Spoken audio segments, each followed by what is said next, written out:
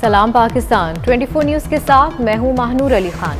मैं हूं ज़ेशान बशीर। हेडलाइंस अब जान चुके खबरों की तफसीलात की जानिब बढ़ते हैं। उस्मान बुज़दार के खिलाफ महकमा एंटी करप्शन में दरख्वास्त दायर करने का ऐलान कर दिया गया। लीग के रहनुमा अता तारड़ ने प्रेस कॉन्फ्रेंस करते हुए इल्ज़ाम लगाया कि उस्मान बुज़दार ने 10 अरब 31 करोड़ रुपए के असासे बनाए। तोनसा के करीब 5 अरब रुपए मालियत की 5500 कनाल ज़मीन खरीदी गई। उस्मान बुज़दार को खातून अव्वल के कहने पर वज़ीर आला पंजाब लगाया गया। काले धन का हिस्सा बनी गाला पहुँचाया जाता था। फराह गोगी ने बुशरा बीबी के जरिए पंजाब पर हुकूमत की। फराह गोगी और उनके शौहर के असासों की कोई मनी ट्रेल मौजूद नहीं। फराह गोगी और उसके शौहर को पाकिस्तान लाना होगा। हमने ये फैसला किया है कि उस्मान खान बुज़दार और उनके साथ जितने लोग करप्शन में मुलव्विस थे, पंजाब एंटी करप्शन डिपार्टमेंट में उनके खिलाफ दरख्वास्त आज दायर करने जा रहे हैं। इन गैर कानूनी असासों के खिलाफ, और जो आमदन से ज़ायद असासे हैं 10 अरब की मालियत के, इसकी मुकम्मल छानबीन की जाएगी। और ये सिर्फ उस्मान खान बुज़दार का मामला नहीं है।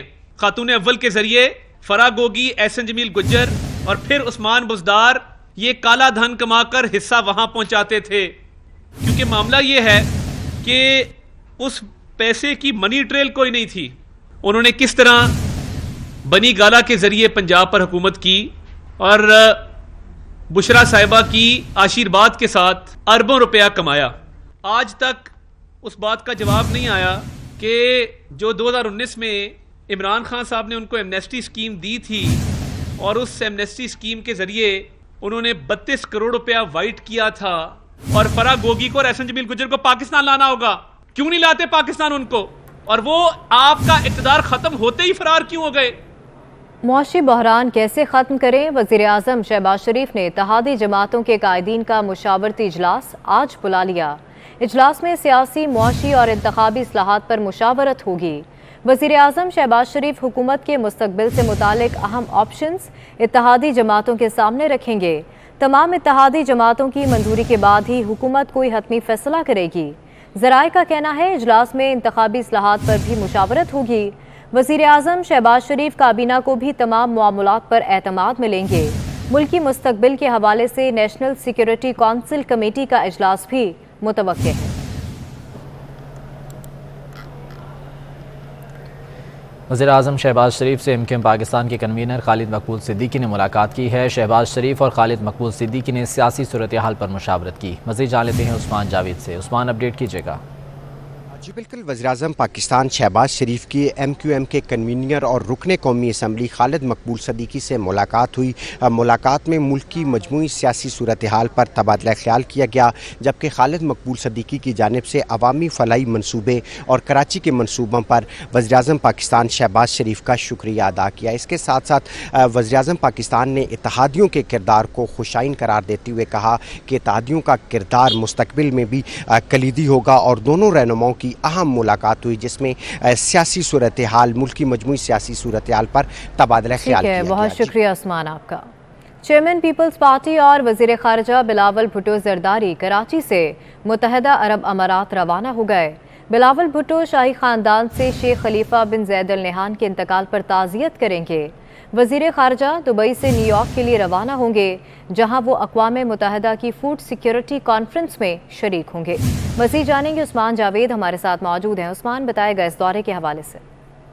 जी बिल्कुल, पाकिस्तान पीपल्स पार्टी के चेयरमैन और वजीर खारजा बिलावल भुट्टो जरदारी कराची से मुत्तहिदा अरब अमारात रवाना हुए हैं, जहां पे वो अबूधाबी में शेख खलीफा बिन ज़ायद अल नहान के इंतकाल पर शाही खानदान से ताज़ियत करेंगे। वहां से फिर वो न्यूयॉर्क के लिए रवाना होंगे, जहां वो अक़वाम मुत्तहिदा की फूड सिक्योरिटी कॉन्फ्रेंस में शरीक होंगे। ज़राए के मुताबिक वजीर खारजा बिलावल भुट्टो जरदारी अक़वाम मुत्तहिदा के तहत न्यूयॉर्क में फूड सिक्योरिटी कॉन्फ्रेंस में 18 मई को शरीक होंगे। वजीर खारजा की न्यूयॉर्क दौरा अमेरिका के सिलसिले में नहीं, बल्कि अक़वाम मुत्तहिदा की फूड सिक्योरिटी कॉन्फ्रेंस में शिरकत के लिए है। ज़राए के मुताबिक वजीर खारजा बिलावल भुट्टो जरदारी अक़वाम मुत्तहिदा की फूड सिक्योरिटी कॉन्फ्रेंस के दौरान वज़रा की सतह पर इजलास में भी शरीक होंगे। वजीर खारजा बिलावल भुट्टो जरदारी अक़वाम मुत्तहिदा में पाकिस्तान को दरपेश आबी, ग़ज़ाई और तवानाई से मुतालिक बहरानों के मामले को उठाएंगे, जबकि 21 मई को चेयरमैन बिलावल भुट्टो जरदारी चीन जाएंगे, जहां वो अपने चीनी हम मनसब से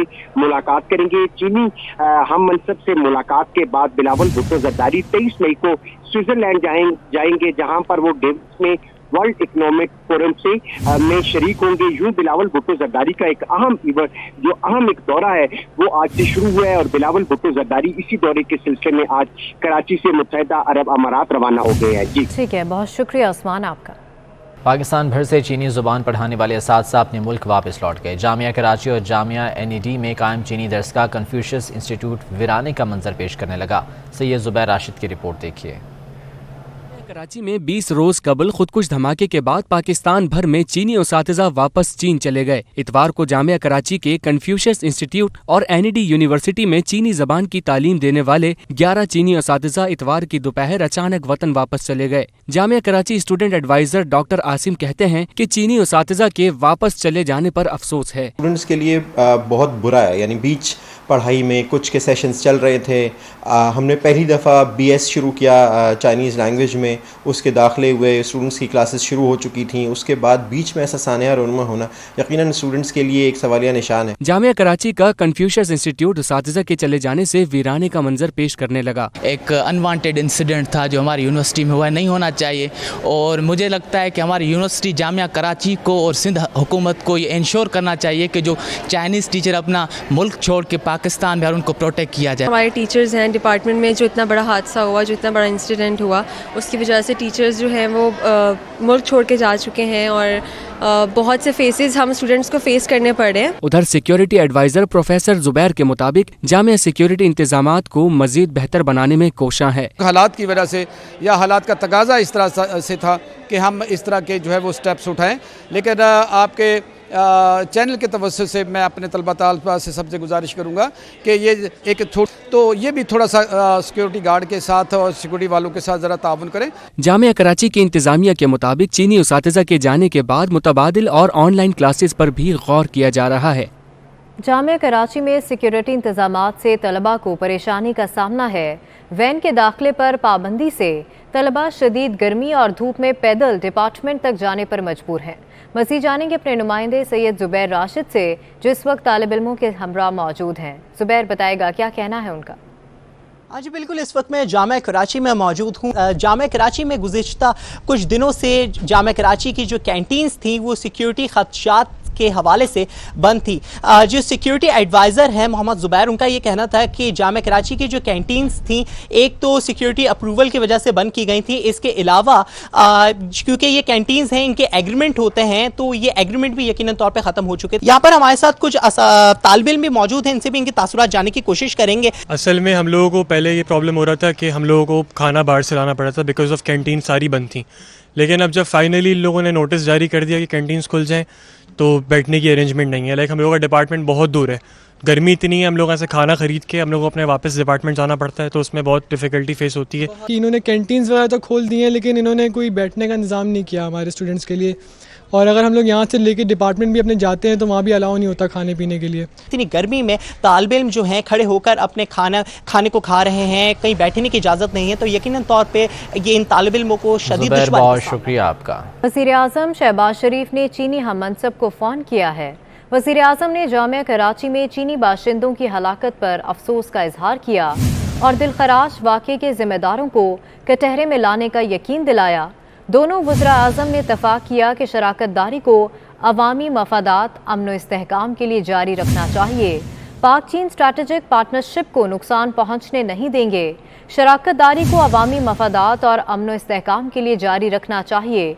दो तरफ़ा ताउन को मज़ीद बुलंदियों तक ले जाने के लिए राबते बढ़ाए जाएंगे। वज़ीर आज़म शहबाज शरीफ ने CPAC के जारी और नए मनसूबों को तेज़ रफ्तारी से आगे बढ़ाने के अज़्म का इजहार किया।